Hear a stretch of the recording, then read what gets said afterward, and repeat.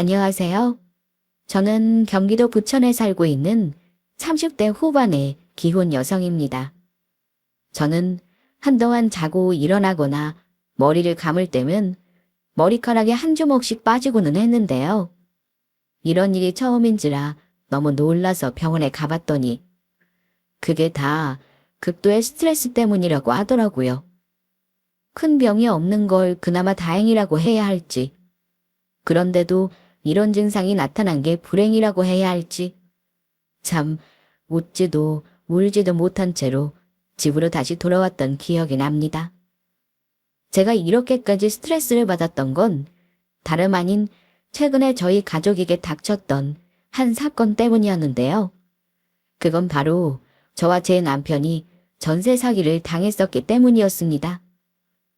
전세 사기도 물론 충격적이었지만 그것보다 저를 더 힘들게 했던 건 그 이후에 있었던 일들 때문이었는데요. 저는 연달아 저에게 닥친 난관에 정말 하루하루 사는 게 너무 힘들더라고요. 다행히 지금은 일이 나름대로 잘 마무리되어서 한숨 돌리게 되었습니다.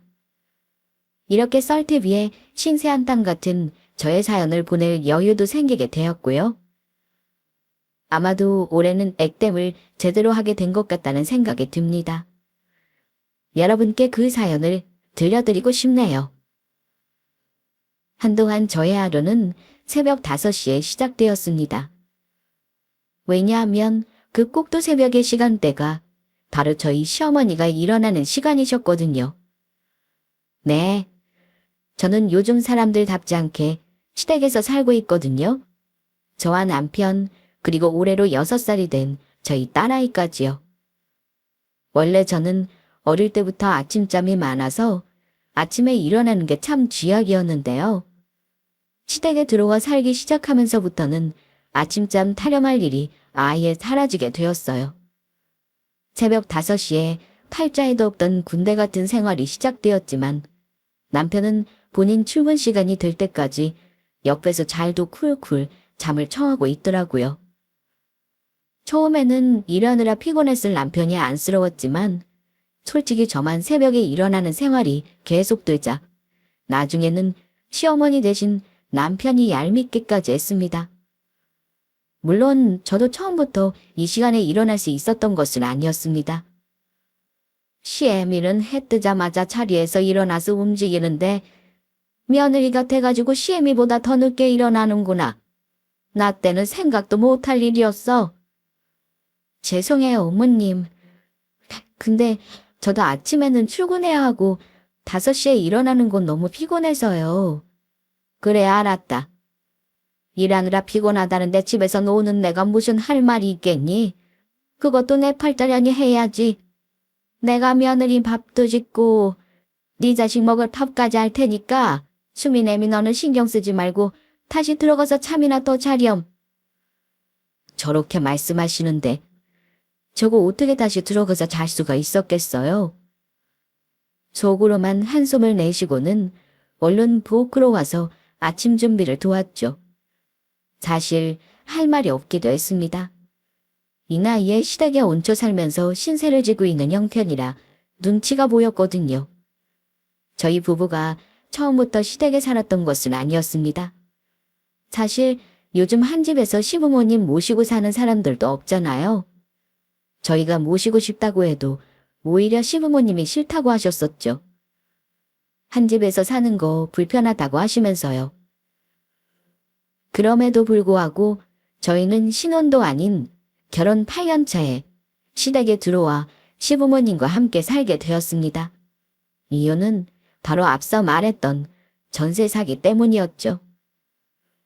저희는 세상을 떠들썩하게 했던 그 전세 사기를 뉴스에서나 봤지 저희가 직접 당하게 될 거라고는 꿈에도 상상하지 못했습니다. 솔직히 전세 상기를 당했다는 사실을 알게 되기 바로 직전까지도 저희 부부는 뉴스를 보며 어떻게 저런 일이 다 있냐는 생각을 할 뿐이었죠. 정말 사람 일이라는 게 한 치 앞도 모르는 것이더라고요. 생각해보면 저는 처음부터 그 집을 계약하는 게 어쩐지 마음에 들지 않았습니다. 이제 와서 아무 소용도 없는 이야기겠지만요. 결혼하던 당시부터 저희는 양가 부모 도움 없이 시작했습니다. 시댁이나 친정이나 둘 다 그리 넉넉한 형편은 아니었거든요.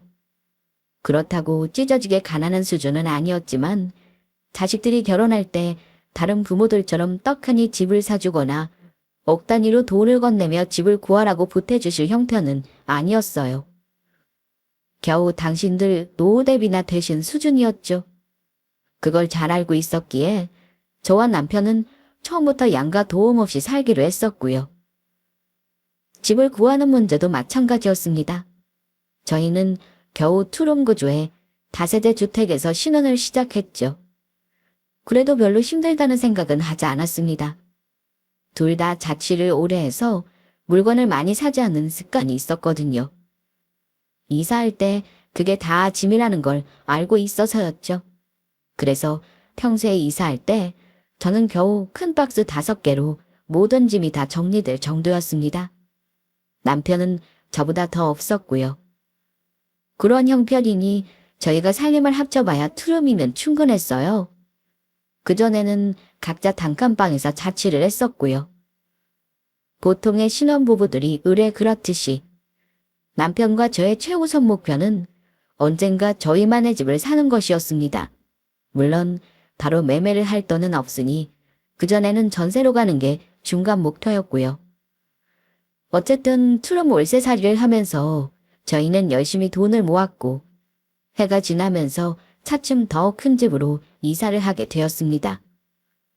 결혼한 지 3년이 될 때 저희 딸아이가 태어났고 더 큰 집으로 옮길 필요를 느끼게 되었었죠. 그때 저희는 처음으로 3룸 전세를 가게 되었습니다. 그 집은 명목상이 3룸이라고 할 수 있었는데 왜냐면 방 크기들이 전부 다 너무 작았거든요. 사실 투룸을 방 3개로 쪼개놨다고 볼 수도 있을 구조였어요. 그래도 저 전셋집이라는 사실에 너무 좋았던 기억이 납니다. 더 이상 월세가 나가지 않아도 된다는 사실도 기뻤고요. 그 뒤로도 한 번의 이사를 더 한 후에 저희는 마침내 마지막 전셋집을 구하게 됩니다. 바로 문제의 그 전세 사기를 당한 전셋집이었죠. 여보, 그런데 나는 좀 허름한 집이라도 아파트로 가고 싶은데 그게 나은 것 같지 않아? 아파트 좋은 거 누가 몰라? 그래도 여보, 우리 예산으로는 몇십 년 된 아파트로 가야 해. 그런 곳으로 가면 수리할 일도 많고 불편한 일도 많을걸? 차라리 괜찮은 지역의 신축 빌라로 간 게 나아. 그리고 당신은 바퀴벌레 나오는 거 너무 질색하면서 싫어하잖아. 오래된 집 가면 벌레도 엄청 많다고. 그래도 빌라로 간다고 해서 불편한 일이 없겠어? 물론 거기도 불편한 게 있겠지만 제일 큰 건 돈 때문이지. 아직 소민이 학교 들어가기 전이니까 마지막으로 빌라에서 조금만 더 살다가 아파트로 넘어가자. 그동안 열심히 저축 좀 더 하고. 당신 생각은 어때? 어떻긴 뭐가 어때요? 당연히 싫었죠. 하지만 저는 마지못해 알겠다고 대답을 했습니다. 저 혼자 사는 집도 아니고 남편 의견도 어느 정도 일리가 있었으니까요. 거기다 애 학교에 들어가기 전까지라면 얼마 남지도 않은 시간이었고요. 저에게서 허락이 떨어지자 남편은 기뻐하면서 냉큼 자신이 보았던 집들을 저에게 핸드폰으로 보여주었습니다. 알고 보니 혼자서 미리 다 알아봤더라고요. 조금 어이가 없었지만 그때는 그냥 웃고 넘겼죠. 그리고 저희는 그 주부터 열심히 집을 보러 다니기 시작했습니다. 남편이 미리 찾아다 둔 리스트에 있는 집들을요. 그리고 그 중에 한 집이 가장 낫겠다 싶었습니다. 왜냐하면 저희한테 너무 조건을 잘 맞춰주셨거든요. 2달 정도 이사 일정을 조절해야 한다고 했는데 집주인분이 그것도 흔쾌히 들어주셨고 심지어 협의 끝에 전세금도 2천만 원가량이나 깎아주셨고요. 집주인이 너무 잘해줄 때는 그것도 의심을 해봤어야 했는데 그때는 모든 게 다 술술 풀린다는 생각에 의심할 생각조차 하지 못했었던 거죠. 저희는 나중에 알게 되었습니다. 2천만 원을 깎아준 전세금이 사실은 오히려 부풀려진 시세였다는 사실을요. 신축 빌라이다 보니 집주인이 임차인이 정확한 시세를 알기가 어렵다는 점을 이용했던 겁니다. 저희와 임대차 계약을 맺은 후에 주인은 사기꾼인 바지 사장을 내세워서 명의를 변경했고요. 저희는 명의가 변경되었다는 사실도 처음에는 알지 못했습니다. 3억이나 되는 큰돈을 전세금으로 넣었으니 저희도 나름대로 최선을 다해서 알아보았습니다. 계약서도 꼼꼼히 살폈고 융자는 없는지 계약을 하던 당일조차도 깨끗한 등기부등본을 재차 확인했고요. 그런데 몇 달 뒤 집주인과 연락을 할 일이 있어 전화를 걸었더니 전화를 계속 안 받더라고요. 당연히 그때부터 저희는 당황스럽기 시작했습니다. 집주인 아직도 전화 안 받아? 응. 아무래도 안 받네. 설마 아니겠지. 어디 해외여행 간 거 아닐까? 며칠만 더 기다려보면 연락 올 거야. 그래. 그렇겠지.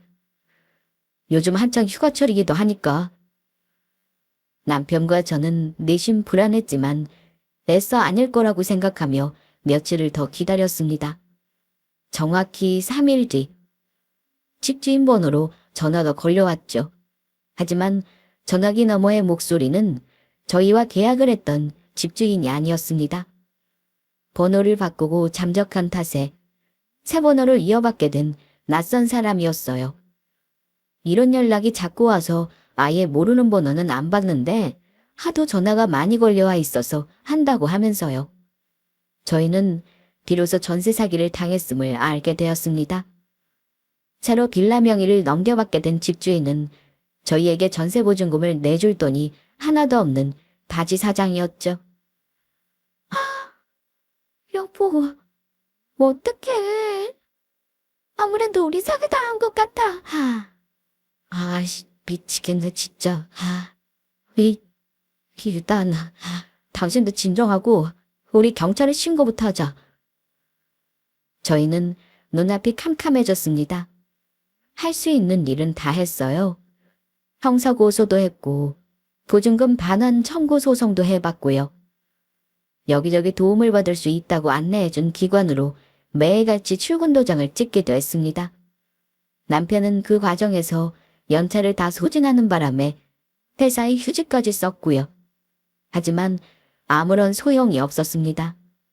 범인을 잡는데도 너무 오랜 시간이 걸리고 이미 사회적으로 이슈가 될 정도로 전세 사기가 넘쳐나는 상황이라 수사 인력도 부족하다고 하더라고요. 그 당시에 저와 남편은 집에 돌아오면 매일같이 멍하니 앉아있거나 눈물만 흘렸던 것 같습니다. 아무튼 그 집은 나중에 경매로 넘어가게 되었고 저희는 일부 돈을 받기는 했지만 처음에 전세 보증금을 생각하면 턱없는 돈이었습니다. 경매 낙찰가가 너무 낮았던 탓이었죠. 처음에는 그 돈이라도 너무 급하게 일부라도 돌려받은 게 어디냐 싶은 생각이었지만 시간이 갈수록 현실을 깨닫게 되면서 절망스럽기만 했습니다. 그 상황에서 다시 어딘가로 전세를 들어갈 생각은 엄두도 내지 못했고 당장 날린 돈을 메우려면 한 푼이라도 돈을 더 모아야만 했습니다. 그 결과 저희는 지금의 상황이 되었죠. 일단 시댁에 들어오게 된 겁니다. 하지만 그게 정말 큰 실수였다는 사실을 저는 불과 일주일 만에 깨닫게 되었어요. 너희는 자세히 알아보지도 않고 그 큰 돈을 덜컥 사기꾼한테 맡겨버린 거야? 무슨 이런 일이 다 있어. 저희도 열심히 알아본다고 알아보고 계약한 건데 일이 이렇게 될 줄은 저희도 정말 몰랐어요. 알아보고 계약한 게 이 지경이야? 와이프가 되어가지고 넌 대체 집에서 하는 일이 뭐냐? 수민 아빠가 정신이 없으면 너라도 정신을 차려야 할 거 아니냐? 죄송해요, 어머님. 네가 조금만 똑똑했어도 이런 일이 생겼겠어? 남편이 바깥 일하느라 바쁘면 여자가 대신 이런 것도 잘 알아보고 살뜰하게 챙길 줄 알았어야지. 그러길래 못 배운 애랑 결혼을 안 시켰어야 했는데, 아유, 내가 속이 터진다 터져. 급기야 시어머니는 제 탓을 하기 시작하셨습니다. 솔직히 저 때문에 사기를 당한 것도 아닌데 일이 이렇게 되고 나니 시어머니는 제 탓만 하시더라고요. 억울했죠. 오히려 제가 반대하던 집을 남편이 고집부려서 전세 계약을 하게 된 건데. 하지만 이런 사정은 시어머니에게 전혀 중요한 게 아니었습니다. 물론 결혼할 때도 시어머니와 저의 사이가 좋았던 것은 아니었습니다. 한동안 시어머니가 결혼을 반대했었거든요. 나름대로 꽤 괜찮은 대학을 나온 남편에 비해 저는 그냥 집 근처에 있는 전문대를 간신히 졸업했었거든요. 학벌 차이가 너무 심하게 난다는 이유에서였죠. 물론 친정이 가난한 것마저 마이너스였을 테고요. 아이고, 아들, 딸 다 시집 보내고 좀 편하게 살아보나 했더니 말년에 내가 오히려 며느리한테 시집살이를 하고 있구나. 어머니가 무슨 시집살이를 해요. 수민 엄마가 뭘 시키기를 한다고. 이 나이 먹고 내가 아들 며느리의 손주까지 다 데리고 사는데 이게 시집살이가 아니면 뭐야? 옆에서 듣다 못한 남편이 한마디씩 거들기는 했지만 대체로 남편이 없을 때 말씀을 하시거나 남편도 딱히 할 말이 없는 처지라 큰 도움은 되지 않았습니다. 비록 그동안 그렇게 살거웠던 시어머니는 아니셨지만 그렇다고 이렇게까지 사이가 나쁘지는 않았었는데 따로 살 때는 그럭저럭 형식적으로나마 괜찮게 지냈던 관계가 한 집에서 같이 살고 나서부터는 아예 최악으로 치닫기 시작했습니다. 저는 약국에서 약국 보조원으로 근무를 하고 있습니다. 아침 9시부터 저녁 8시까지 꼬박 11시간을 근무하는 일이었죠. 사람이 몰릴 시간대를 제외하고는 업무의 강도는 생각보다 심하진 않았지만 오랜 시간 일을 해야 해서 집에 돌아오면 녹초가 되고는 했습니다. 하지만 집에 돌아와서도 마음대로 쉴 수가 없었어요. 애를 조금 챙기고 집에 와서 설거지든 뭐든 집안일을 조금이라도 하고 나면 금세 또 12시더라고요. 앞서 말씀드렸다시피 5시에 일어나서 아침 준비를 거두느라 피로가 계속해서 쌓이고 있었죠. 그럼 주말에라도 쉴 수 있느냐 하면 그것도 전혀 아니었습니다. 주말에는 시어머니가 당신이 좀 쉬셔야겠다며 아예 집안일에서 손을 놓고 이것저것 시키기만 하셨거든요. 차라리 집 밖으로 나가주시는 게 더 나았을 텐데 집에 항상 계시면서 주말마다 대청소며 뭐며 시키고는 하셨죠. 하지만 저희 남편도 나름대로의 고충이 있었습니다. 휴직했던 직장을 다시 나가기 시작한 남편은 9시부터 6시까지는 회사에서 일을 했습니다. 그리고 퇴근 후에는 곧장 대리운전을 뛰기 시작했어요. 새벽 1시까지 평일 내내 매일을요. 괜히 나 때문에 당신이랑 수민이까지 이 고생을 시키네. 미안해. 그런 말 하지 마. 당신이 일부러 그런 것도 아닌데 뭐. 우리 어머니 때문에 많이 힘들지? 원래 저런 성격은 아니셨는데 당신한테 괜히 저러시네. 어머님도 속상하셔서 그랬겠지.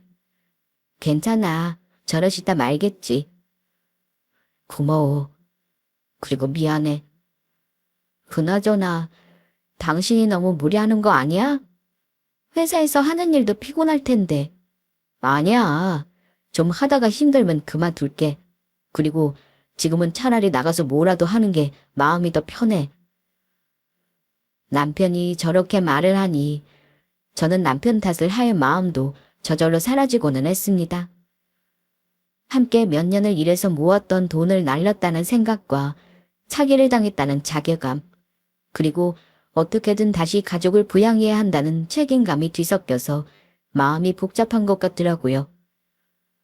퇴근해서 집으로 돌아오면 시어머니의 잔소리도 그렇고 저에게도 미안하니 차라리 나가서 일을 하는 게 낫겠다고 생각하는 것 같기도 했고요.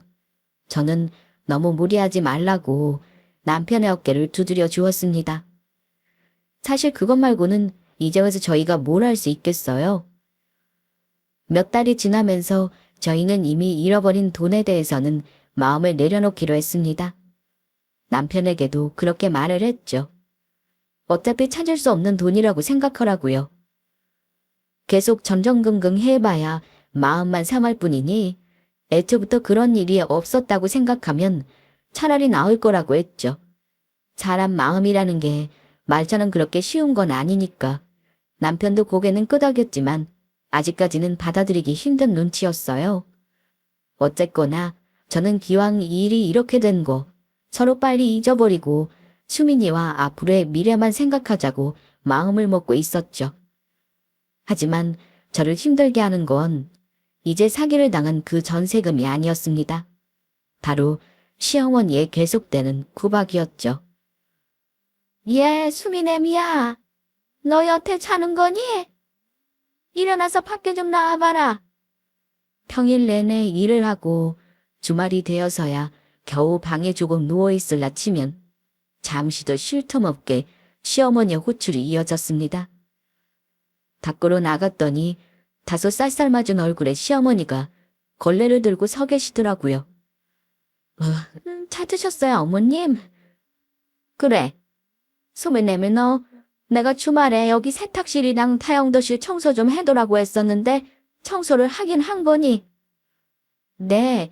어머님 아침에 교회 가셨을 때 제가 청소 싹 다 해놨어요. 청소를 한 거라고? 기가 막혀서 정말. 왜 그러세요? 예, 여기 와서 이 걸레 좀 봐라.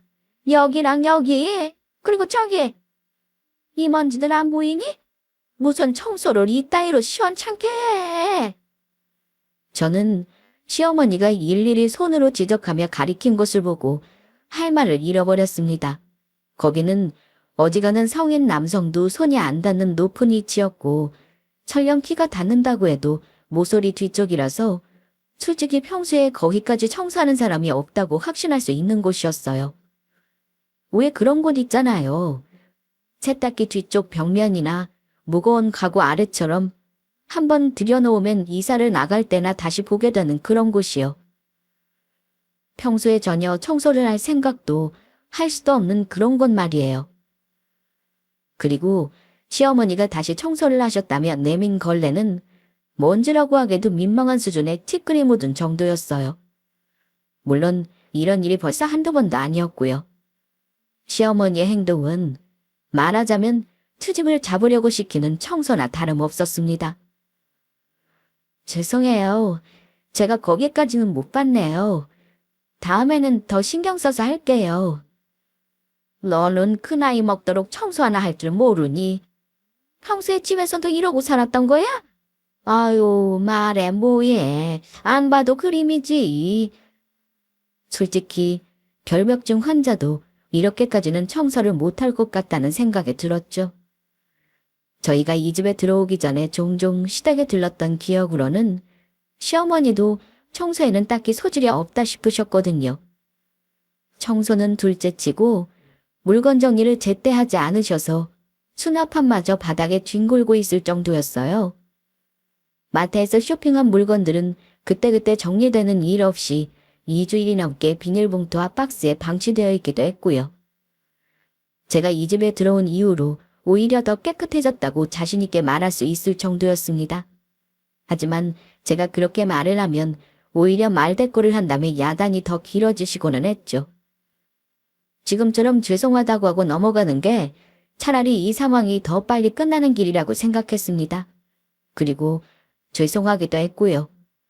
전세 사기를 당한 뒤로 이 집에서 생활비도 아직 한 푼도 못 드리고 있었으니까요. 식재료 같은 건 저희가 주문하기는 했지만요. 하지만 시간이 가면 괜찮아질 거라고 생각했던 저의 바람과는 달리 한 달, 두 달 시간이 지나갈수록 시어머니의 구박은 오히려 점점 더 심해지고 있었습니다. 하루에도 몇 번씩 저를 찾으시고 타박하시고는 했죠. 주말이 되면 그 빈도가 확연히 늘어서 차라리 저도 밖에 나가서 일을 하는 평일이 더 낫겠다 싶더라고요. 시어머니와의 트러블은 그뿐만이 아니었습니다. 바로 저희 딸아이 문제였어요. 원래 저희 부부는 수민이를 유치원에 보내고 그 후에는 학원을 2개 더 다니게 했습니다. 그래야 돌아오는 시간에 딱 맞춰서 저나 남편이 퇴근을 해서 아이를 픽업하고 돌볼 수가 있었거든요. 그런데 전세 사기를 당하고 나서부터는 사정이 달라졌습니다. 돈이 급한 나머지 아이의 유치원을 제외하고는 학원을 전부 끊었거든요. 그리고 남편도 대리운전 일을 시작해서 아이를 볼 시간이 거의 없다시피 할 정도로 바빠졌고요. 자연히 유치원이 끝나는 시간부터 제가 퇴근해서 집에 돌아올 때까지는 시부모님이 수민이를 봐주고 계셨습니다. 시아버지가 유치원 본고에서 내리는 아이를 집으로 데려오셨고요. 물론 그 점은 저희도 너무 감사하게 생각하고 있었죠. 다른 도움이라도 쓸까 했지만 시아버지가 흔쾌히 본인들이 봐줄 테니 그냥 헛돈 쓰지 말라고 하셨었거든요.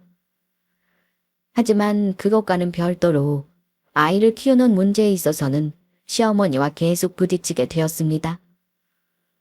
최근에 아이가 계속 설사를 하고 있었는데 바쁜 시간을 쪼개서 병원을 데려가고는 해봐도 약을 먹는 그때그때 뿐이고 계속 차도가 없더라고요. 의사 선생님들도 뭘 잘못 먹은 것 같다고만 하시고 그게 뭔지 자세히 알 방법은 없었습니다. 하다못해 장이 약한 체질인가 싶어 한의원에 데려가서 약이라도 지어 먹어야 하는 걸까 고민하고 있던 차였죠. 그런데 어느 날 저는 드디어 그 병의 원인을 알게 되었습니다. 수민아, 엄마 왔어. 아, 우리 수민이 간식 먹고 있었네. 맛있어? 엄마, 맛있어. 수민아, 너 지금 뭐 먹고 있는 거야? 그 케이크 어디서 났어? 할머니가 줬어. 설마, 안 돼. 수민아, 그거 먹지 마. 이리 줘. 엄마한테 줘. 저는 기겁을 하고 수민이가 먹고 있던 치즈케이크를 접시째 바로 빼앗았습니다.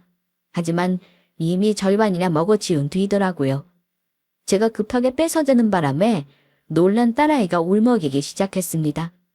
저희 방에서 이렇게 난리가 나니 옆방에 계시던 시어머니가 무슨 일이냐고 다가오시더라고요. 아, 어머님, 이 케이크 유통기한 한참 지난 거잖아요. 이걸 애한테 주시면 어떡해요? 지나봐야 얼마나 지났다고? 밖에 내놨던 것도 아니고 계속 냉장고에 있던 거라 괜찮다. 그것 때문에 이 난리냐? 시어머니의 대답에 저는 머리를 짚었습니다. 아니, 어머님, 이거 2주 전부터 상했다고 버려야 한다고 말씀드렸었잖아요. 냉장고에 있던 거라도 이미 상한 거예요. 수민이 요즘 배탈 나서 병원 다니는 거 아시면서 자꾸 오래된 음식을 먹으시면 어떡해요? 수민이만 준 게 아니라 나도 같이 먹었다. 나는 이렇게 멀쩡하잖니. 애가 케이크를 저렇게 좋아하는데 좀 먹인 게 대수야? 날짜 조금 지난 거 먹는다고 안 죽는다. 제발요, 어머니. 수민이는 장이 약해서 조금이라도 상한 음식 먹으면 큰일 나요. 앞으로 이런 거 주지 마세요. 부탁드릴게요. 알았다. 나 원참 별 유난은 다 떠는구나. 전셋집 구할 때도 저 유난을 떨었으면 얼마나 좋아. 네. 시어머니는 기분이 나쁘셨는지 방문을 쾅 닫고 나가셨습니다. 그리고 마지막에도 잊지 않고 한마디를 덧붙이셨죠. 옛날 분들이야 음식이 워낙 귀하던 시절에 사셨으니 저희보다 유통기한에 덜 예민하신 건 저도 충분히 이해를 하고 있었죠. 하지만 딸아이와 관련된 문제는 그럴 수가 없었습니다. 이건 아이의 건강과 직결되는 문제였으니까요. 아무튼 그걸 계기로 저는 그동안 원인 모를 딸아이의 배탈의 원인을 알게 되었습니다. 그 뒤로는 계속 신경이 쓰이더라고요. 혹시라도 시어머니가 또 아이에게 상하거나 오래된 음식을 먹이실까 봐서요. 하지만 문제는 그뿐만이 아니었습니다. 시어머니와 저에게는 아이를 위해준다는 개념이 완전히 달랐거든요. 그저 손주가 예쁜 시어머니는 수민이가 좋아한다는 건 뭐든 다 들어주려고 하셨어요. 그게 문제였죠. 딸아이가 과자를 좋아한다고 과자를 하루에 5봉지씩 먹이시더라고요. 정확하게는 딸아이가 먹는 걸 보고도 계속 저지를 안 하신 거죠. 6살짜리 어린애야. 먹고 싶은 걸 자제를 못할 나이니까 당연히 어른이 제지를 해줘야 하잖아요. 하지만 시어머니 앞에서는 전혀 통하지 않는 말이었습니다. 어머님, 수민이 과자 이렇게 많이 먹게 두시면 안 돼요. 오늘만 벌써 5봉지를 먹었어요. 과자 그거 한 봉지에 뭐 얼마나 들어있다고? 한참 클 나이인데 잘 먹어야 할 거 아니냐? 몸에 좋은 걸 먹어야지 과자를 이렇게 많이 먹으면 안 돼요. 어머님, 수민이 과자 먹었다고 나중에 틀림없이 저녁도 안 먹을 거고요. 날마다 그렇게 먹는 것도 아니고 어쩌다 과자가 많이 땡길 때도 있는 거지. 그렇게 먹는다고 안 죽는다. 너는 애미가 되어가지고 애 입에 들어가는 걸로 왜 이렇게 야박하게 굴어? 날마다 먹는 것도 아니라고 하시는데 그 빈도가 요즘은 이틀에 한 번씩이 될 정도였어요. 건장한 성인도 과자를 저렇게 먹으면 몸이 안 좋아질 텐데 하물며 어린애는 어떻겠어요? 하지만 아무리 말씀을 드려도 시어머니와는 말이 통하지를 않았습니다. 제가 하는 싫은 소리에 기분만 나빠하셨고요. 저는 결국 집안에 있던 과자를 모두 버려버렸습니다. 그 뒤로는 마트에서 일제 과자를 사지도 않았고요. 하지만 제가 없을 때 또 시어머니가 애한테 과자를 사서 먹이는 것까지는 어떻게 할 수가 없더라고요. 이것들 말고도 비슷한 사례는 수도 없이 많았습니다. 너무 놀고만 있기에 딸아이한테 공부를 시켜놨더니 그때마다 번번이 거실에 나와서 할머니랑 같이 TV 보자고 애를 꼬시기도 하셨고요.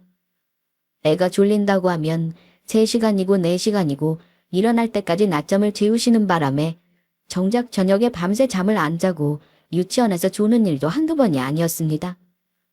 저뿐만 아니라 자식 문제도 컨트롤이 전혀 안 되니 정말 너무 힘들더라고요.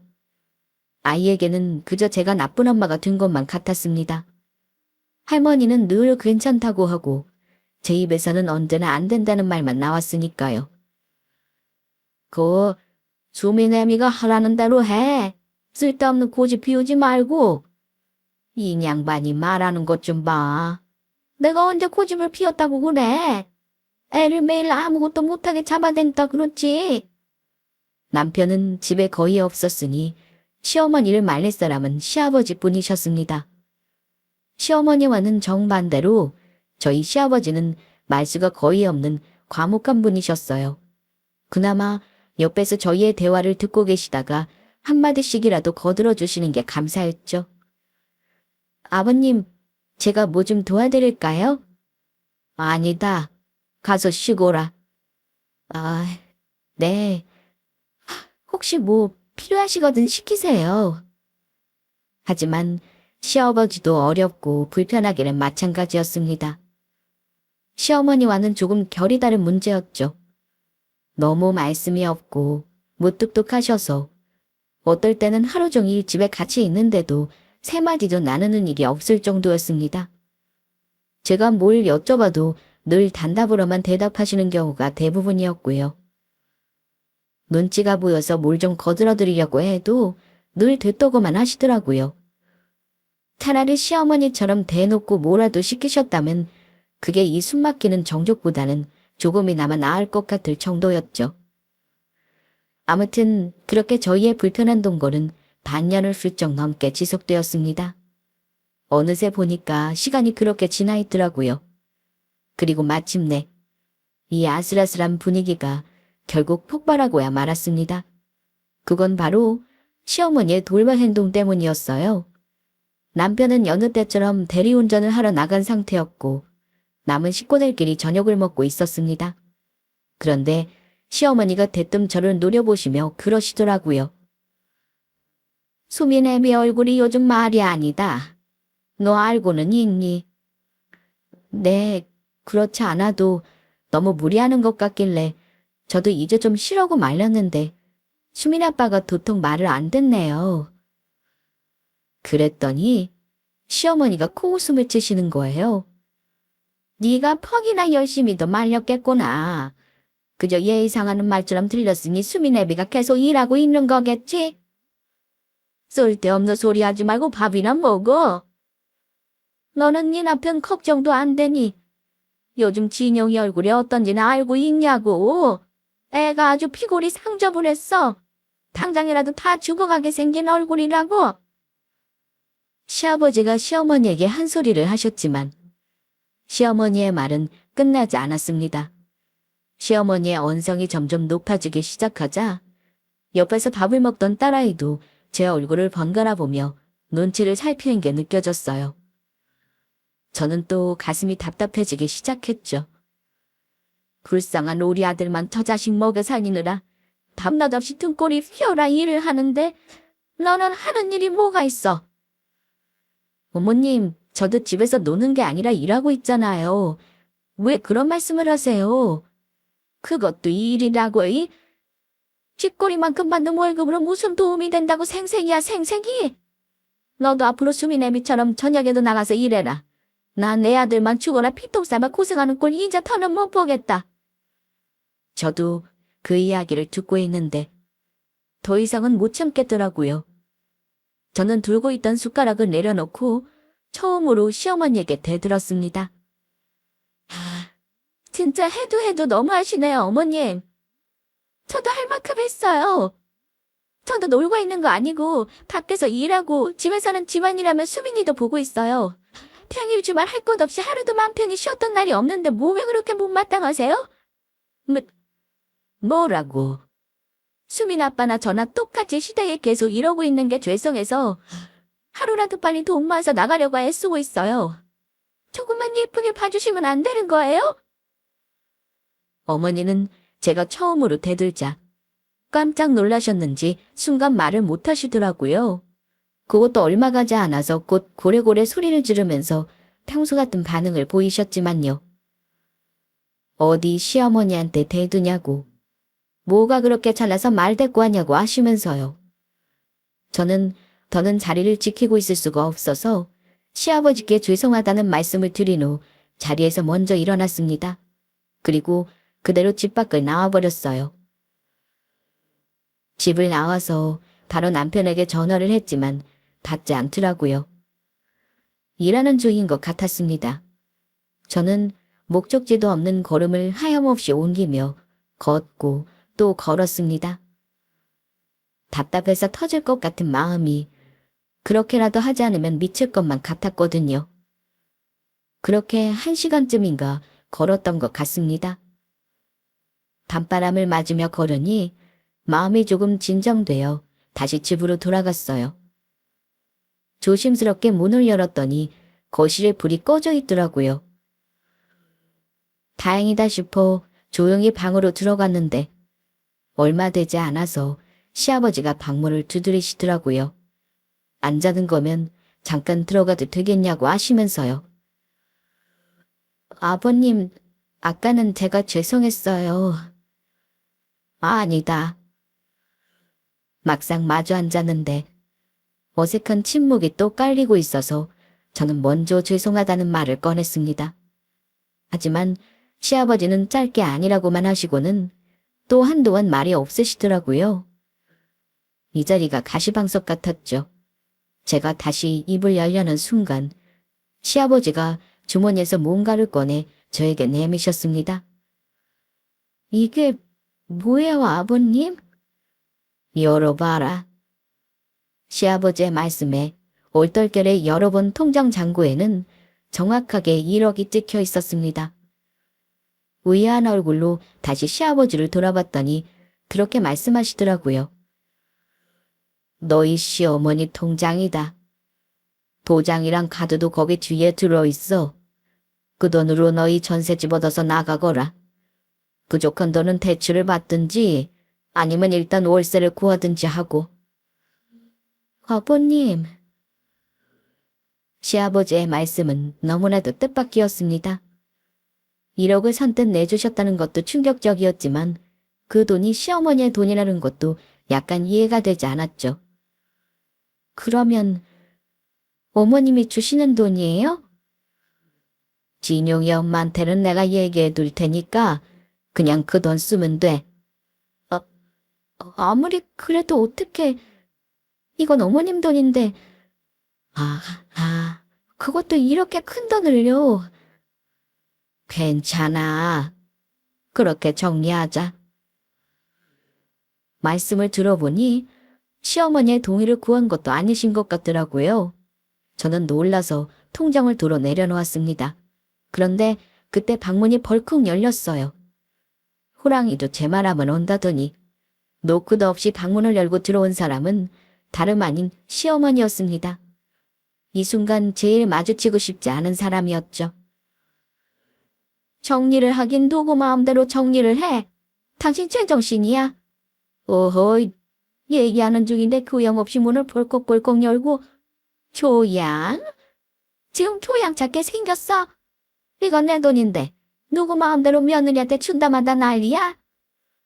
이후 벌어지는 일들은 제가 딱 예상했던 그대로였습니다. 인상을 찌푸린 시아버지와 난리가 난 시어머니.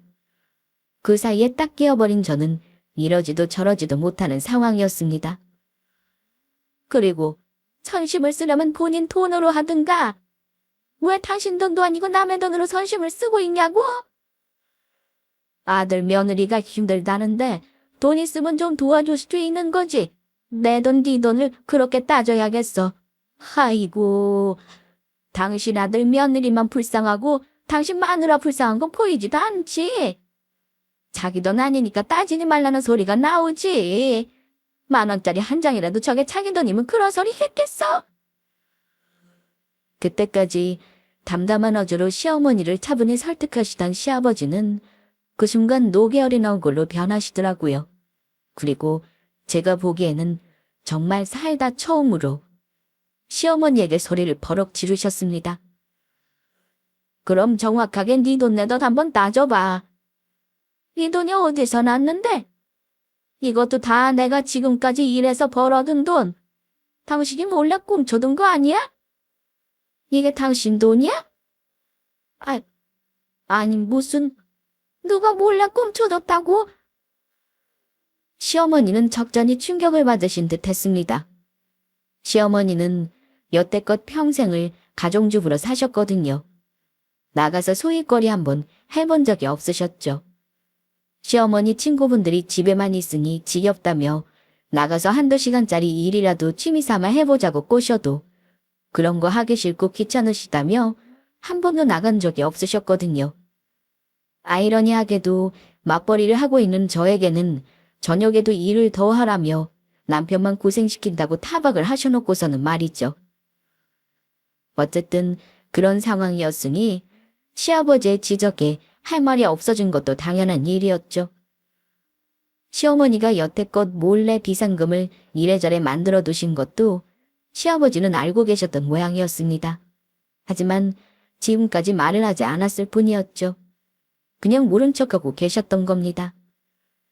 시어머니가 기분 좋게 주는 돈으로 하면 애들도 고맙게 생각하고 얼마나 좋아? 그래도 싫으면 이 자리에서 말해. 이 돈 누구 돈인지 다시 계산해서 내가 줄 테니까. 결국 시어머니는 울며 겨자 먹기로 그 돈을 저희한테 주시게 되었습니다. 어차피 싫다고 해도 시아버지가 다시 회수해서 저희에게 주실 게 뻔했으니까요.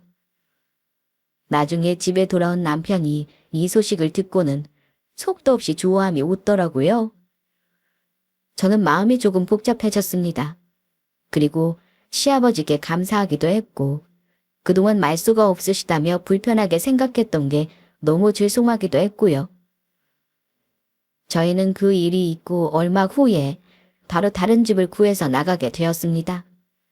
반전세로 보증금을 조금 많이 걸어서요. 시댁을 나가는 날에 시아버지께 죄송하다고 말씀을 드렸습니다. 시아버지는 다른 말씀은 없으셨고 그냥 그간 너도 고생이 많았을 거라고 하시더라고요. 시아버지는 다시 원래의 말수 적은 모습으로 돌아가신 듯 했습니다. 아마 그날 봤던 모습이 평생에 제일 말씀을 많이 하셨던 날이지 싶은 생각이 들었어요. 하지만 저는 이제는 알고 있습니다. 저희를 생각해 주시는 시아버지의 따뜻한 마음을요. 그건 몇 마디 말에 다 담길 수 있는 것이 아니었어요. 한편 저희 시어머니는 그 뒤로도 한동안 넋이 나간 것처럼 중얼거리고는 하셨습니다. 아이고 내 돈, 내 피 같은 돈. 이렇게 말씀하시면서요. 남편이 능청스럽게 시어머니 어깨를 주물러드리며 나중에 꼭 효도할 테니까 조금만 기다려달라고 말씀을 드렸지만 돌아오는 대답은 없었죠. 저희는 다시 새로운 보금자리에서 저희 세 식구만의 생활을 시작했습니다. 다시 이사를 하게 된 당일 저녁 남편이 제 손을 꼭 잡으며 그러더라고요. 여보, 그동안 너무 고생 많았지? 그래도 힘들다는 말 한마디 안 하고 내가 너무 고마워. 고마운 줄 알면 앞으로는 나한테 잘해. 내가 이걸로 평생 부려먹을 거니까. 그래도 돼. 당신이랑 수민이한테 평생 내가 갚을게. 남편과 그런 농담을 주고받으며 웃고 있으니 옆방에 자러 갔던 딸아이가 베개를 끌고 눈을 비비며 안방으로 들어오더라고요. 새 집이라서 혼자 자기가 무섭다고 하면서요. 그날 저희 세 식구는 서로를 꼭 껴안고 한 침대에 고운하게 잠이 들었습니다. 참으로 달콤한 꿈을 꾸면서요. 반년간의 시댁 생활에서 너무 힘들었던 일도 그리고 감사했던 일도 전부 다 전생의 기억처럼 벌써 아득하게 지나가더라고요. 그리고 그 경험 덕분에 저희만의 생활이 얼마나 소중했는지를 다시금 되새기게 되었고요. 이제는 견디지 못할 일이 아마 없을 것 같은 기분이 듭니다. 앞으로도 물론 지금처럼 힘든 일은 계속해서 저희에게 생기겠지만요. 그래도 서로를 믿고 의지하고 아끼고 사랑하는 마음만 있다면 다른 것은 결국 다 지나가는 일이라고 믿고 있습니다. 바로 지금 이 순간처럼요. 여기까지 들어주셔서 감사합니다.